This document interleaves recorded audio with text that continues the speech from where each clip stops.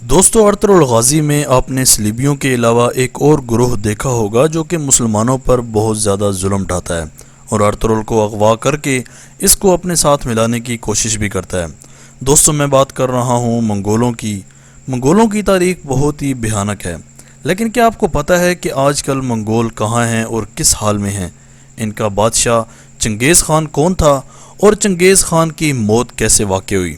چنگیز خان کے دو اہم فارمولے کون سے تھے اور اس کے علاوہ چنگیز خان نے مرتے وقت ایسی کون سی عجیب و غریب وصیت کی تھی کہ اس کے بعد ویسی وصیت کوئی نہ کر سکا؟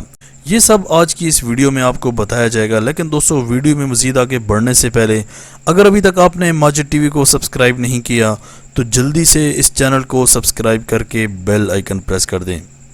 دوستو جہاں ارطغرل غازی پوری دنیا میں اسلام پھیلانا چاہتا تھا، وہیں ایک ایسا شخص بھی موجود تھا جو پوری دنیا سے مسلمانوں کو ختم کرنے کے در پہ تھا۔ میں بات کر رہا ہوں منگولوں کی اور بالخصوص نویان کی۔ اس کی حد الوسع کوشش رہی کہ مسلمانوں کو کسی نہ کسی طریقے سے ختم کیا جائے۔ نویان نے مسلمانوں پر بے شمار ظلم کیے۔ دوستو یہ تو صرف ایک چھوٹے سے کمانڈر کی داستان ہے، لیکن اگر اس کمانڈر کے سرغنہ کی بات کریں تو آپ حیران رہ جائیں گے۔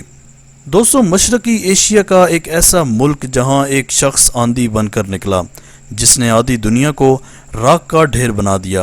وہ جہاں سے بھی گزرا وہاں کئی سالوں تک گھاس نہ اگ سکی۔ چنگیز خان تاریخ کے صفحات میں درج ایک ایسا سیاہ نام ہے کہ وہ جہاں سے گزرا بربادی کی دستانیں چھوڑ گیا۔ دوستو چنگیز ایک ایسا منگول سردار تھا جس نے محض 13 سال کی عمر میں تلوار اٹھا لی اور 40 سال کی عمر تک بڑے بڑے بادشاہوں کا بادشاہ بن گیا۔ ناظرین اکرام، اگر ہم تاریخ کا مطالعہ کریں تو ہمیں پتہ چلتا ہے کہ تاریخ ایسے جابر، ظالم اور نڈر لوگوں سے بھری پڑی ہے جنہوں نے کچھ ہی عرصے میں اپنی تلواروں کی نوک سے اس دنیا کا نقشہ بدل کر رکھ دیا۔ چنگیز خان دنیا کی تاریخ کا ایک ایسا منفی کردار ہے جس نے لاکھوں لوگوں کو تباہ کر دیا۔ دوستو چنگیز خان کا اصل نام تموجن تھا، تموجن جس کو اب دنیا چنگیز خان کے نام سے جانتی ہے۔ منگول قوم کا سردار تھا جو کہ ایک وحشی قسم کی شکاری قوم تھی۔ دوستو یہ قوم کھانے کے لیے گھات لگا کر 12 سنگوں کا شکار کیا کرتے تھے، جبکہ سردی سے بچنے کے لیے جانوروں کے گوشت کے ساتھ ساتھ ان کی آنتیں تک کھا لیتے تھے اور ان کا خون بھی پی جایا کرتے۔ ایک سٹوری کے مطابق چنگیز خان کے بچپن میں اس پر بہت زیادہ ظلم ڈھائے گئے، یعنی اس کے باپ کو قتل کر دیا اور اس کی شادی کے بعد اس کی بیوی کو اغوا کر لیا گیا اور اس لیے اس کے دل میں نفرت کا لاوا ابلنے لگا۔ دوستو 1175 میں چنگیز خان اپنے قبیلے کا سردار بنا اور تمام قبائل کو اکٹھا کیا اور چین کو فتح کرنے کی تجویز دی۔ سب قبائل نے اسے اپنا سردار مان لیا۔ چنگیز خان نے چین پر کافی حملے کیے اور چین کے کئی علاقے فتح کر لیے۔ دوستو کھیوا جو آج سے 500 سال پہلے تک دنیا کا سب سے بڑا کلچرل سنٹر سمجھا جاتا تھا، یہ حضرت نوح علیہ السلام کے بیٹے نے آباد کیا۔ یہ شہر تجارت اور کلچر کا عظیم مرکز تھا۔ چنگیز خان چین سے سنٹرل ایشیا میں داخل ہوا تو جلال الدین نے اپنے والد سے کہا کہ ہمیں چنگیز خان کو روکنا چاہیے تاکہ منگولوں کی فوج دریا پار کر کے تھک جائے اور ہمیں اس وقت ان پر حملہ کر دینا چاہیے۔ لیکن دوستو یہ حکمت عملی کام نہ آ سکی اور منگولوں نے دریا پار کرتے ہی تباہی مچا دی اور چنگیز خان سنٹرل ایشیا کو رونتے ہوئے بغداد تک پہنچ گیا۔ لیکن دوستو یہاں پر ایک سوال ذہن میں آتا ہے کہ آخر کیسے اس نے اتنی جلدی اتنے سارے علاقے فتح کر لیے؟ تو دوستو اس نے 2 فارمولے اپنائے ہوئے تھے۔ پہلا فارمولہ تیز رفتاری تھی، یعنی ایک ہی ہفتے میں وہاں پر پہنچ جایا کرتا جہاں پر دوسرے قبیلوں کو پہنچنے میں 1 مہینہ لگ جایا کرتا۔ اس کے ہر سپاہی کے پاس 3 گھوڑے ہوتے تھے۔ اگر کوئی گھوڑا تھک جاتا تو اسے فوراً ذبح کر دیتا اور اس طرح اس کے لشکر کی رفتار کبھی سست نہ پڑتی۔ دوستو دوسرا فارمولہ ان کی بہترین حکمت عملی تھی۔ چونکہ منگول فوج میں کچھ ایسی اسپیشل فورسز تھی جو کہ گھوڑوں پر بیٹھ کر ٹھیک نشانے پر تیر مارنے کی صلاحیت بھی رکھتی تھی۔ اس سے پہلے دنیا اس سے واقف نہیں تھی۔ چنگیز خان کا لشکر بہت ہی سفاک تھا، اتنا سفاک کہ جہاں پر یہ جنگ کرتے وہاں مردہ لوگوں کی کھوپڑیوں کو اتار کر مینار بنا دیا کرتے، جن میں بچے، بوڑھے اور عورتیں بھی شامل ہوتی۔ دوستو 1227 میں چنگیز خان چین پر تیسرے حملے کے دوران مارا گیا۔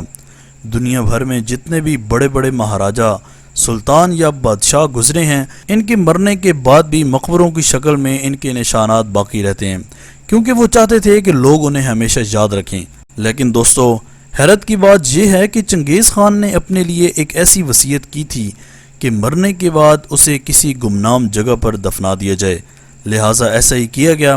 چنگیز خان کے ساتھیوں نے چنگیز خان کو دفنا کر اس کی قبر پر تقریباً 1000 گھوڑوں کو دوڑا کر زمین کو اس طرح سے برابر کر دیا کہ قبر کا کوئی بھی نشان باقی نہ رہا۔ 8 صدیاں گزر چکی ہیں لیکن اس کی قبر کا کوئی سراغ ابھی تک نہ مل سکا، کیونکہ دوستو منگول کے لوگ چنگیز خان کی قبر کا پتہ لگانے میں دلچسپی ہی نہیں رکھتے۔ لیکن آج بھی جو لوگ چنگیز خان کو اپنا سردار مانتے ہیں وہ اپنے گھروں میں اس کی تصاویر رکھتے ہیں۔ زیر نظر ویڈیو میں دکھائی دینے والی عمارت ایک یادگار عمارت کے اوپر نصب دیو ہیکل مجسمہ چنگیز خان کا مجسمہ ہے۔ 131 فٹ اونچا اور ٹنوں کے حساب سے سٹین لیس سٹیل سے تیار شدہ اپنی نوعیت کا دنیا کا سب سے بڑا مجسمہ ہے۔ اس عمارت کے 36 ستون ہیں جو منگول نسل کے 36 قبائل کو ظاہر کرتے ہیں۔ دوستو، اب بات کرتے ہیں کہ آخر منگول اب کہاں ہیں اور کس حالت میں ہیں۔ 16ویں صدی کے آخر میں بدھ مت مذہب منگولیا میں پھیل گیا۔ 1911 میں منگولیا نے آزادی کا اعلان کیا اور انہیں آزادی کے لیے بادشاہوں سے لڑنا پڑا، جس میں سوویت یونین نے ان کی کافی مدد کی۔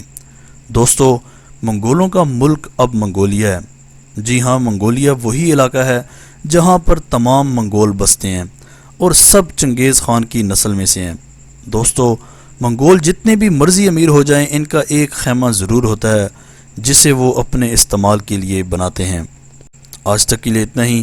دوستو، آپ کو ارطغرل غازی کا منگول کے خلاف جہاد کیسا لگا؟ کمنٹ سیکشن میں اپنی قیمتی رائے کا اظہار ضرور کیجیے گا۔ اسی طرح کی امیزنگ ویڈیوز کے لیے اس چینل کو سبسکرائب کر کے بیل آئیکن پریس کر دیں تاکہ ماجد ٹی وی کی آنے والی ہر ویڈیو کی نوٹیفیکیشن آپ کو آسانی سے ملتی رہے۔ اگلی ویڈیو تک کے لیے اجازت دیجیے۔ اللہ حافظ۔